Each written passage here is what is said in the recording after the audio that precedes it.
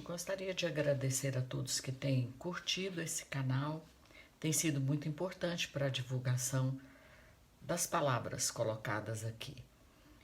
Hoje eu gostaria de tratar de uma reabilitação espiritual. A Bíblia nos traz os caminhos dessa reabilitação. Eventualmente, todos nós precisamos de reabilitação espiritual.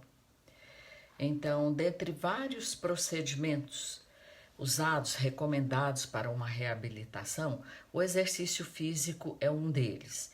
E a palavra de Deus, ela traz vários caminhos para que nós possamos exercitá-la, para que possamos ser reabilitados na nossa vida, durante a nossa caminhada de fé, né?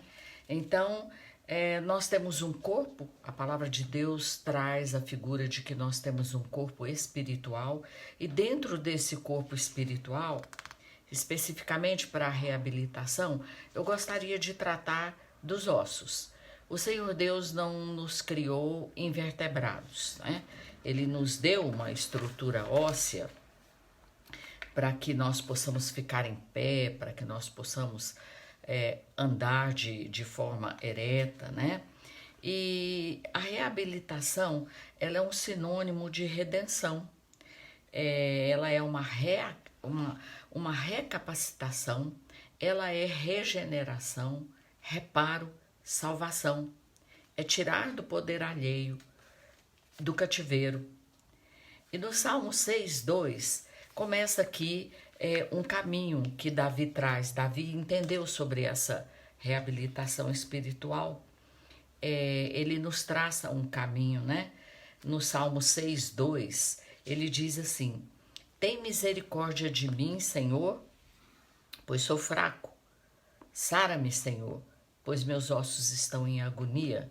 Aqui ele já está falando um pouquinho dos ossos dele, e ele não diz assim, eu estou fraco, ele fala, eu sou fraco.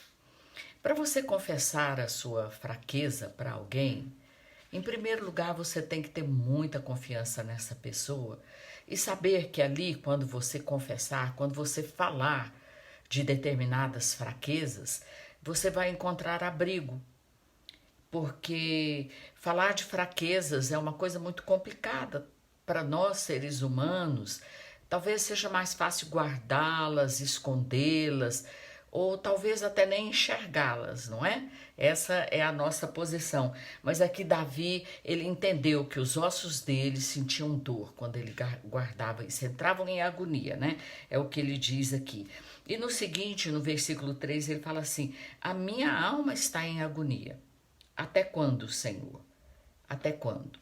No Salmo 32, ele também continua esse mesmo tratado, é um salmo muito conhecido, né? Ele fala assim, bem-aventurado aquele cuja transgressão é perdoada e cujo pecado é coberto. Bem-aventurado o homem a quem o Senhor não atribui pecado e em cujo espírito não há engano. Enquanto me calei, envelheceram-se os meus ossos dentro de mim, pelo meu bramido o dia todo. Então aqui novamente ele trata dos ossos dele, ele trata do esqueleto dele espiritual, né? Ele fala que enquanto ele calou, os ossos dele envelheceram dentro dele. Ali no Salmo 6, no Salmo 6 ele fala que os ossos dele estavam em agonia. Agora aqui ele fala de um envelhecimento nos ossos. Tudo isso ele está tratando a respeito da estrutura espiritual dele. É isso aqui que Davi quer nos atentar. E talvez até ele podia sentir agonia nos ossos. Talvez até ele podia sentir alguma fraqueza nos ossos físicos dele, porque tudo é um complemento, né? Nós vamos entender à medida que lemos aqui. Aí ele fala, pois de dia e de noite a tua mão pesava sobre mim. A mão de Deus pesar sobre nós é uma coisa difícil. Mas aqui nesse salmo nós entendemos que a mão de Deus pesava sobre Davi para um chamamento.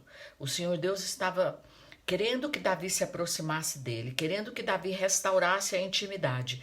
Porque na verdade nós não podemos ter intimidade com Deus encobrindo as coisas dele. O Senhor Deus deu o Filho amado dele por mim e por você.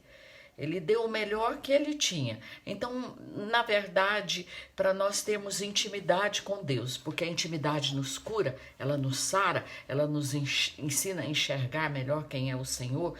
Para termos essa intimidade, nós temos que entrar de forma muito sincera com o Senhor, né?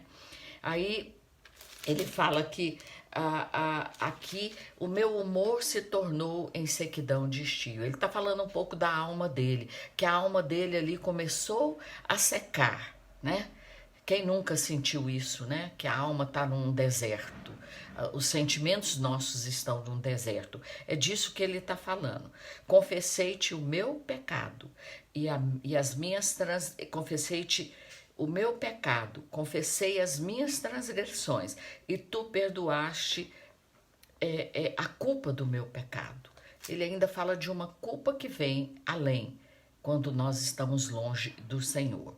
E no 7 ele fala, tu és o meu refúgio, é o lugar em que eu me escondo.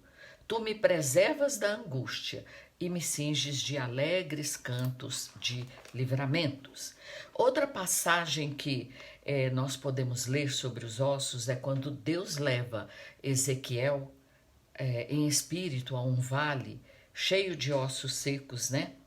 Então, em Ezequiel 37:2, ele fala assim, ele me fez andar ao redor deles, dos ossos, e eu vi que eram numerosos sobre a face do vale, estavam sequíssimos.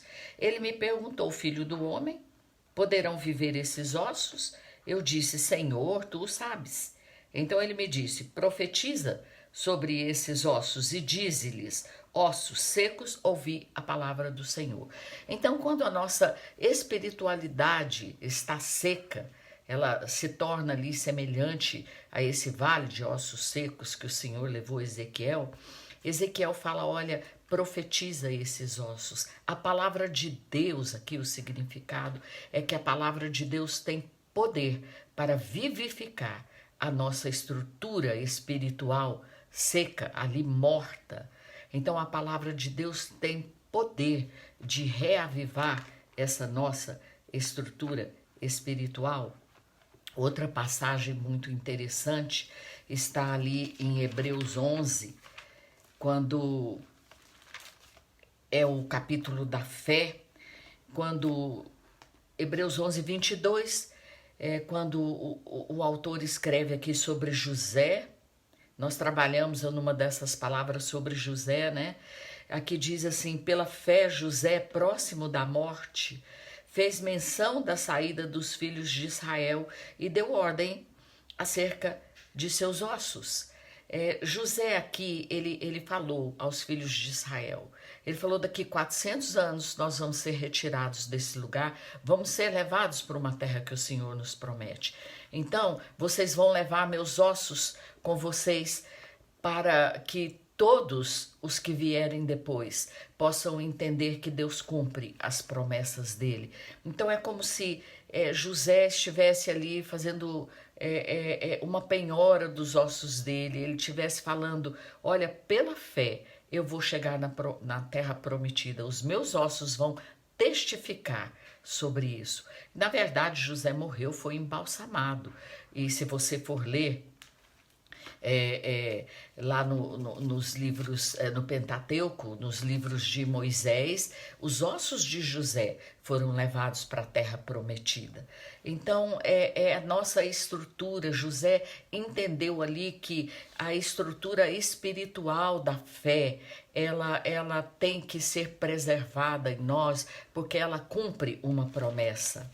E outra passagem muito interessante é ali em João, quando Jesus é crucificado. Ele foi crucificado entre dois malfeitores, né?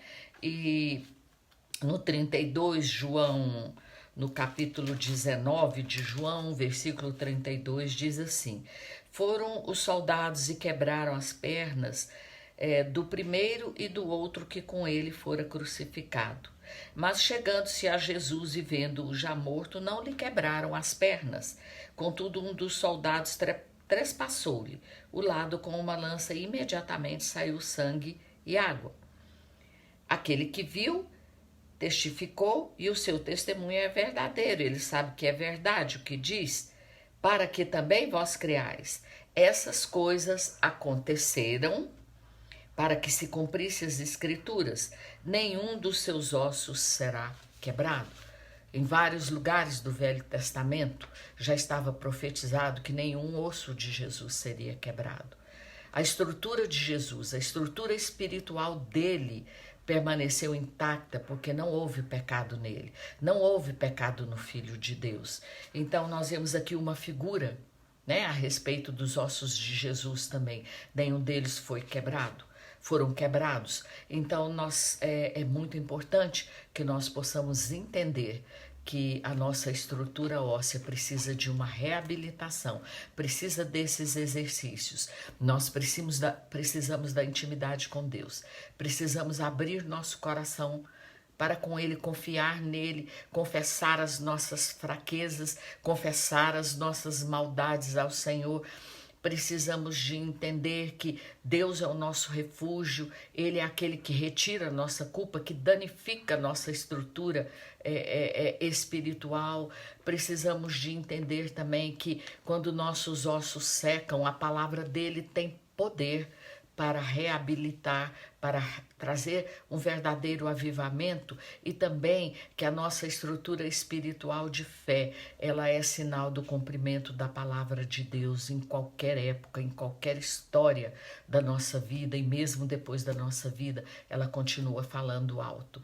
E lembrar da estrutura de Jesus, que é essa estrutura que nós devemos estar sempre procurando renovar nas nossas vidas. Que o Senhor nos abençoe.